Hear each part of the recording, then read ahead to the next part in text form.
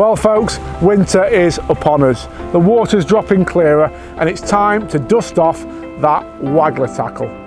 Those fish are backing off, but there's still some brilliant sport to be enjoyed if you get your tactics right. Come on, let's go fishing.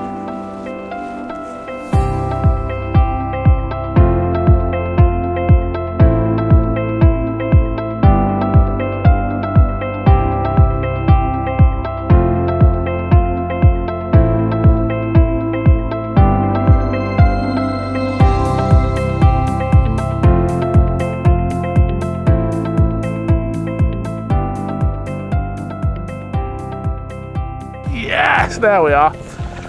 One of the most important considerations when choosing a peg for waggler fishing is wind direction. You either want no wind or the wind off your back. Now you'll see today it's flat calm in front of me, and that means I'll be able to present that float absolutely beautifully. On the other lake you can probably just about see it over the bank there. The wind's really hitting that, and that's because behind us we've got a nice bank which is offering us a little bit of protection from the elements. So always pick a peg where either the wind's off your back, or if there's no wind at all, it really doesn't matter. So why fish a waggler?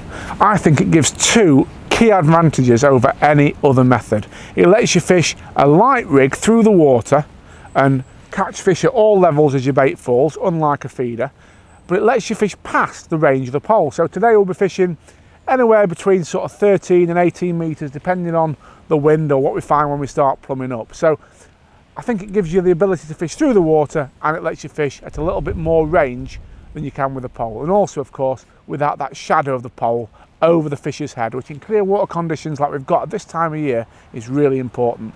Let me just run you through really quickly the tackle that I'm using. So it's a 13-foot waggler rod. You want a soft or light waggler for winter silverfish action, 3000 size reel. Now, first really important piece of advice I'm going to give you: use as light a mainline as you can get away with. This is 2.5 pound Maxima mainline. The beauty of a light mainline is it casts easier and it lets your float present better in challenging conditions. When you get a ripple on the water or any wind, a lighter line holds your float better. So that's that. Moving down now, I'm just going to slide the rod up the bank here till I get to the top end of the rig and the float. Right. Now, obviously I mentioned that light main line. That's really important, but then what I do is I always have a slightly thicker leader, and by a leader all I mean is the line where the float and the rig itself actually goes. So you'll see about a foot above the float there's a little knot there, a little loop to loop, and I've attached some 0.17mm reflow power line onto the 2.5 pound Maxima, and this is where all my terminal tackle's mounted. So we'll start with my waggler.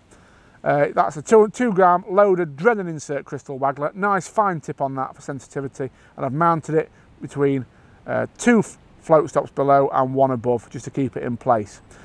A lot of people fish big ugly groups of locking shot around the waggler to shot the float. I don't. What I do is have a little neat wrap of electrician solder around the waggler. This stuff, you can get this off Amazon or from any electrics store.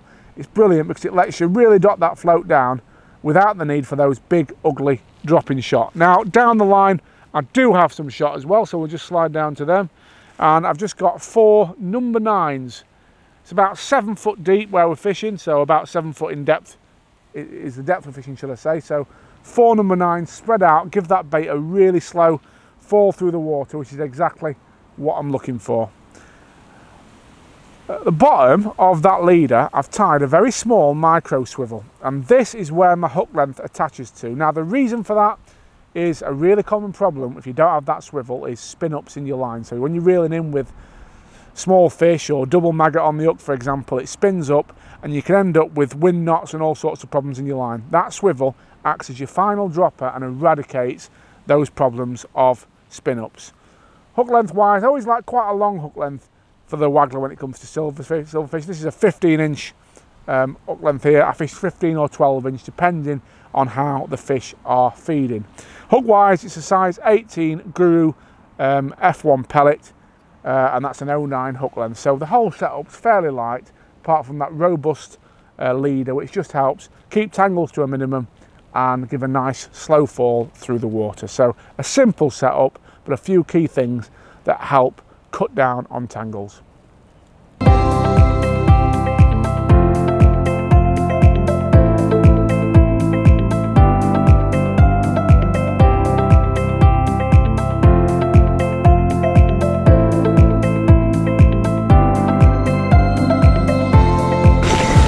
So that's the first fish of the day, and it looks like a nice Messingham skimmer. Now this lake, Little Swan, is absolutely stuffed with fish like this.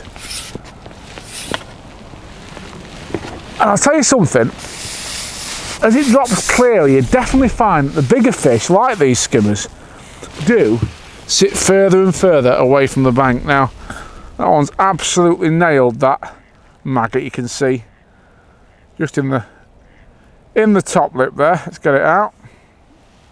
Gorgeous fish. Hopefully, there'll be plenty more of these to come, and perhaps, just perhaps, some of the bigger Messingham crucians, F1s, and there's some really interesting exotic fish in here, and we'll see if they play ball a little bit later.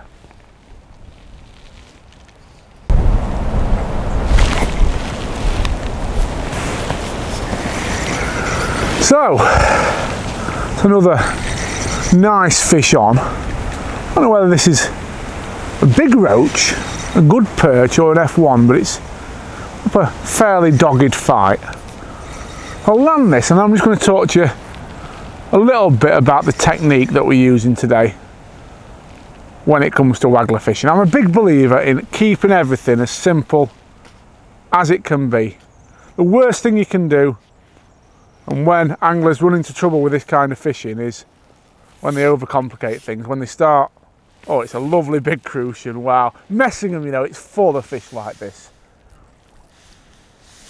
If you've never been, it really is worth coming and having a try, because you just look at that great big gold. I think it's a crucian. I'm not a fish scientist. It could be a brown goldfish or something like that, but that to me looks like a proper crucian. It's absolutely nailed that maggot. Look at them. What better fish to catch in winter than them? Gorgeous. So, on to my technique, how I'm fishing the waggler today, and how I'm really trying to keep life easy for myself. So, I've got a confession to make before we start, folks. I am very dyspraxic. I am clumsy, I'm not the most accurate, so the only way that a method with a bit of finesse in it like the waggler is going to work for me is if I keep things dead simple and do things logically. So the first thing I do when I get to my peg, before I decide where I'm going to fish with the waggler, is this: pick up the catapult and fire some bait in.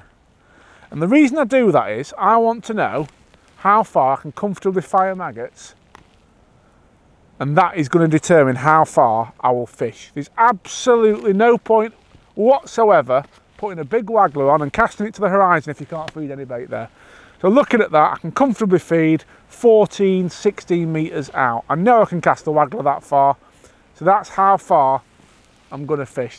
The key to an accurate cast, or a fluent cast that doesn't tangle, is fluency when it comes to this sort of fishing. So it's all got to be one motion, so your line doesn't ever form a loop or wrap over your rod. So come back over the shoulder and out we go. We feather it just before it hits the surface of the water, and you could see there that the hook bait flew out past the waggler, and that's what you want to happen every time. I then reeled in quite sharply with a rod tip under the water 4 times, and what that does is it sinks the line between your rod tip and your waggler, which just stops the wind from moving it too much. I'm now watching the float, and I'm seeing those drop a shot register on that sensitive insert of the waggler. So you'll notice when it first hit the water there was quite a bit, oh, that's another bite and another fish on. When that first hit the water there was quite a bit of bristle or antenna showing, and as it settled, it's a little skimmer, and we'll slip the net under him. As it settled we could see those droppers register, and obviously then we saw the bite. Little skimmers like this, if that were any other species of fish I would have swung it, but I just know what these skimmers are like at this sort of size. They often come off the hook given any opportunity whatsoever, so I always like to swing them. And another one that's absolutely nailed the hook bait. That tells me that they're really eating things confidently, which is how I want it when it comes to this sort of fishing. In terms of depths, I mentioned obviously I'm fishing, it's actually just touching bottom about 30 metres out where I'm or 40 metres out, should I say, where I'm fishing with the depth I've got this waggler set at. But what I'll do today is play about as we go through the day. I always start off with this by getting some bites, and if you need to do anything, if you're not getting any indications, put more line on so you're fishing over depth, and wait, that was a little dink, and that's another fish. What's this one then? Might be another skimmer looking at it. Yes. Another lovely skimmer. And that bite came, I don't really notice when that bite came, but that came just as that bait settled on the bottom. So I think my theory about the fish following that bait down is probably not far off the truth. So we'll stick with what we're doing for now. Another cast. Single red maggot, obviously with that lovely sensate powder on it, which I definitely think brings a few faster bites on tough days like this. It's important as well just to let you notice what I do when I cast, but just before that float hits the water, I dab my finger on the spool, which slows the line down and basically flicks the hook bait past the float. So it stops the float. That's a bit better with the feeding. It stops the float and flicks the hook bait past, so everything lands in a nice straight line, and it gives that lovely fall through the water if you can just stop that float like that. That's the ideal scenario. Ironically, the bigger the float that you use, the easier it is to do that. If we fish today with like a bigger waggler, we'd be even more in control. But I do like a light float because it does, I think, give a little bit better presentation when you're fishing through the water as we are today. So here's the maggots that I'm fishing with today, which have been prepared in conjunction with the sensate powder. You can see a lovely vivid red, and here are those self-same maggots as I got them this morning from the tackle shop, so before the sensate powder was added, and you can clearly see the difference in colour. So let me show you how I turn these maggots into these.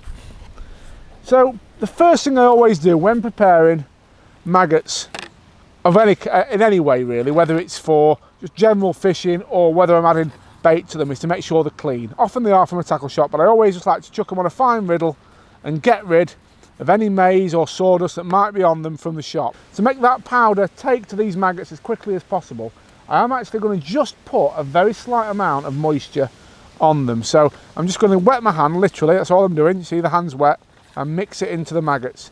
And you can see already they're becoming a slightly darker colour. Just moistening them slightly will help that powder to take to the maggots. All right, then we're going to add some sensate powder. How much to use? I tell everybody to use one of these caps full of powder for every 1 pint of maggots. There's probably about a third of a pint of maggots, so I'm just going to guesstimate roughly a third of a cap, about that much I'd say. Obviously, if you want more potent maggots, you can add more, or if you want less of an effect, you can add less. And the next stage is just to mix them around. I'm going to get my hands dirty on this because they're already dirty today, and I'm just going to really hold that still and mix that powder into them maggots.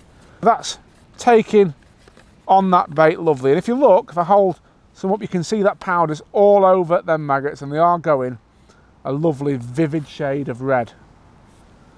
And you can see if I put that next to the ones I prepared earlier, then now that lovely deep dark shade of red that fish seem to absolutely love. And most importantly, they've got that sensate flavour all over them, and that'll leak out as the maggots fall through the water and pull fish into your peg. All of these are the Drennan Crystal range of wagglers, and to be honest, for most commercial or still water work anyway, these are all I use. They've got this nice bit of loading at the bottom, which obviously takes out the need for any sort of big amounts of solder or locking shot around them. They're just a really, really nice, well-made waggler. So there's really two things you need to look at: the size of the waggler and the makeup of the tip. Now, you'll notice a lot of wagglers are straight, like this one here is a perfect example of a straight waggler with no sort of insert in the top. The advantage of these is obviously they're more visible, especially when you're fishing at range. And also, they've got that bit more resistance. So say, for example, the lake was towing and you wanted to drag a bit of line on the bottom. That slightly more buoyant bristle just helps hold in the surface tension, so you can actually drag some line on the bottom and present a bait a little bit more stably. On rivers, likewise, if you're dragging a bit of line on the bottom, fishing on a river, I'd always use a straight waggler. An insert waggler gives you more sensitivity, so you lose that extra buoyancy and that extra sort of robustness in terms of your presentation, but you gain sensitivity. So like for today, when we're casting in, hoping for bites fairly quickly off shy biting fish, an insert waggler is always my go-to choice. And you'll notice there's different size inserts you can get with different colour tips to suit any light conditions or just how sensitive you want that waggler to be. And this is an example of a much thicker waggler, straight waggler, which you might use, for example, when you're fishing shallow for carp or something like that, where you want the fish to actually hook themselves against the float. So it's all about really the buoyancy of the waggler, the makeup of the tip. Common sizes. Today I'm fishing, as I said, with a 2 gram waggler. I carry wagglers up to 4 gram with me for most commercial work. I rarely go above 4 gram when fishing on still waters. If you need much heavier than that, obviously you're into other territory. I always think you're probably going to fish a feeder or a bomb. But yeah, 2 to 4 gram covers 90% of what you're doing. One thing I would always advise people to do though is fish slightly heavier in terms of float size than you need to. That'll just allow you to cast past where you're fishing and reel back into your bait. I'd always rather be doing that than trying to force a cast with a waggler that's too light, because that is when you end up with problems. I've just hooked something much bigger than the silverfish and maybe odd F1 that I was sort of targeting. Now I don't know whether I'm going to get this in. On light tackle is always a risk it'll break you. I've obviously only got that 0.9 hook length on.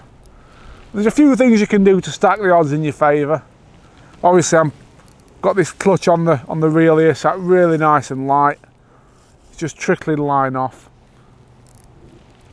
I always like to just take my time until I know where the fish is hooked as well, because it's not uncommon in winter to foul up the odd carp on the waggler. I think though, the way this one's fighting, it is in the mouth. It's took that maggot hook bait, and we know, yeah, that's a good fish. We know that all fish eat maggots, even really big angry carp like that. I mean, look at that. That is taking some line, but I'm not worried because we've got a lot of open water in front of us here. It's a big carp that. I've just seen it come to the surface about 20 metres out there. Will we land it? I don't know. We'll have a go. Always use the bend of the rod. You'll see the way I'm playing this, the rod's either relatively high or to the side, sort of steering the fish where I want it to come, but always make sure you've got a little bit of bend in the rod, so if it does lunge, you've got the action of the rod just to cushion it and hopefully stop your line from breaking. But it might be, it might have another couple of runs in it yet, I think, this fish. It's one of those big angry Messingham carp, and I didn't bank on them feeding today on this peg, to be honest, especially not on light waggler gear like this, on 0.9 supplex fluorocarbon and an 18 F1 pellet. But we're just going to take our time, and if we're lucky, we'll add a nice big bonus to the net for the catch shot. As I said, just use the bend of the rod. Have that clutch there, so if you need to let line off, you can. It's nodding its head. Definitely in the mouth, this fish. I think we might have a chance. Let's just see. Yes, oh, it's a lovely common. Look at that, it's on the surface now. So when they come up like that, you can give them a little bit more. Obviously don't pull too hard, just it's that balance between playing them safely so you don't snap. You don't want to give them too much stick when they come close because you don't want them to dive under a pallet or anything, so you just got to get the balance between pulling and being careful, correct. Just take your time, that's the biggest lesson. Use the bend of the rod, use the drag on the reel, and if you have any luck at all, you'll land the fish.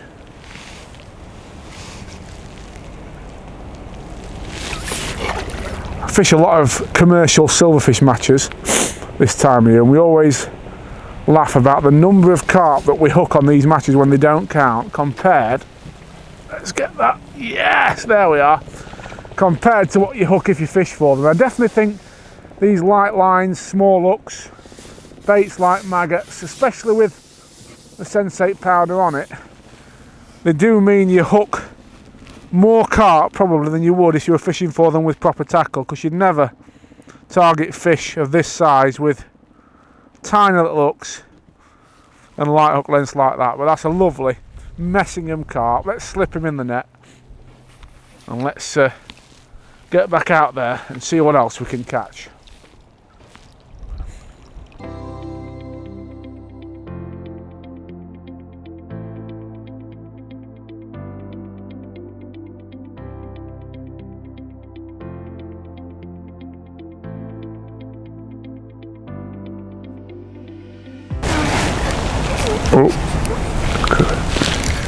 Well folks, it's another nice fish.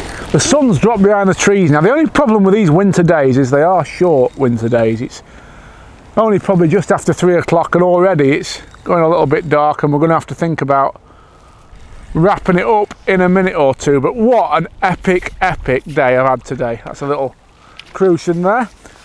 I just want to talk about a couple of things that I've done today in the later part of the session as the fishing say up. That's just in the side by the looks of it, but look at them, absolutely beautiful fish.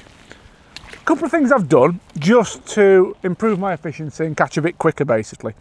I was getting a few problems with a roach holding the rig up as it went through the water, and you know earlier on I showed you that solder that I'd wrapped around the float. Well, what I was able to do with that is take it off and put 3 more number 8 droppers on. So I've now basically got a lot more weight down the line, which just helps get that bait down a bit quicker, because I'm finding the quality fish, the crucians, the skimmers, the F1s, etc. are sat underneath those little roach which are higher up in the water column. So I've just basically got the weight down a little bit quicker.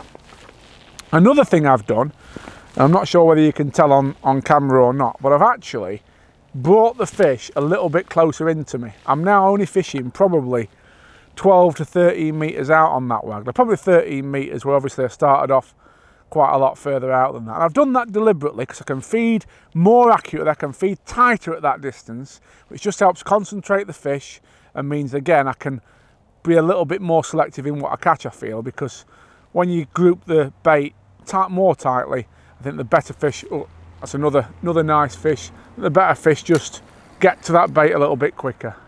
But it's been an absolutely epic session. I just wish we got a couple of more hours of light, because as you can see I've just had a crucian, I've got a lovely big skimmer on now. It's just been awesome fishing, dead simple. A few pints of maggots, a waggler rod, and obviously I talked about the tackle I've used, but not very much at all in terms of the setup. And I've just caught a fish pretty much every put in all day. Crucians, carp, lovely skimmers like that.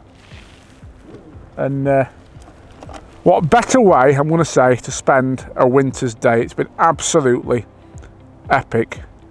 And proof, I think, that the sensate powder does absolutely no harm whatsoever to your chances of catching fish. And when you see how it behaves in the tank, like I showed you, you can understand why I think, and quite a lot of other people think, it actually increases your chances of catching big weights of fish. It's a fantastic product. I hope you've enjoyed the video, folks, and I look forward to seeing you on the bank soon.